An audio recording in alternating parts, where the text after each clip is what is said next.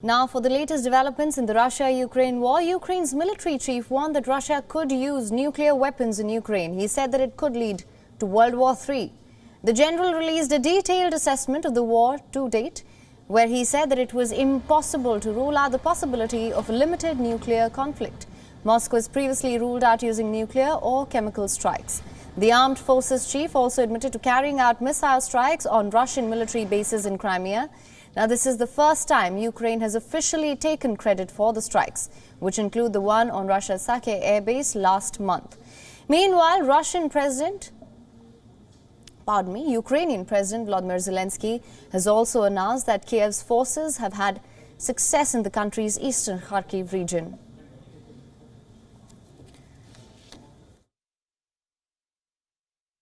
Цього тижня маємо хороші новини з Харківщини. Певно, всі ви вже бачили повідомлення щодо активності українських оборонців. І думаю, кожен громадянин відчуває гордість за наших воїнів. Це заслужена гордість, правильне відчуття.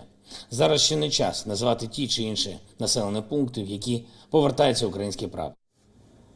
Now, Zelensky also said that next year's budget will be a wartime budget. He said that over $27 billion will be allocated to the security and defense sectors. He also gave an update about sanctions on Russia and Ukraine's grain exports.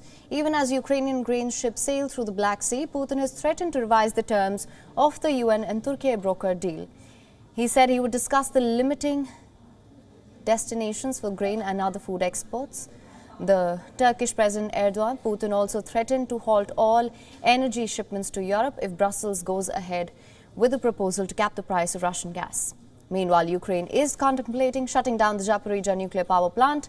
Though Russia has occupied the plant since the early days of the war, it is still operated by Ukrainian engineers. Recent shelling has disconnected the plant from Ukraine's energy grid.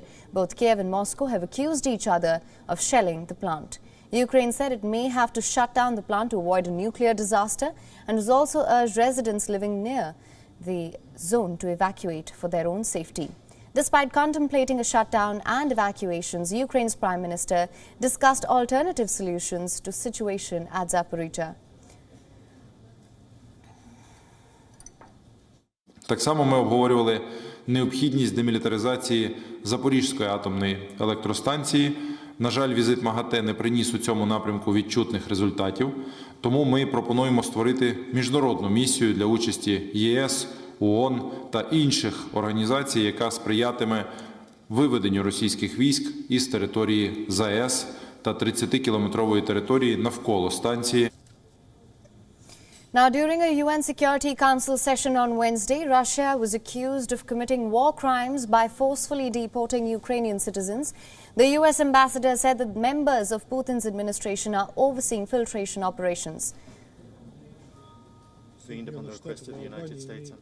The United States called for Russia to immediately cease these operations. The UN human rights official told the council that Russian forces were also forcefully moving children.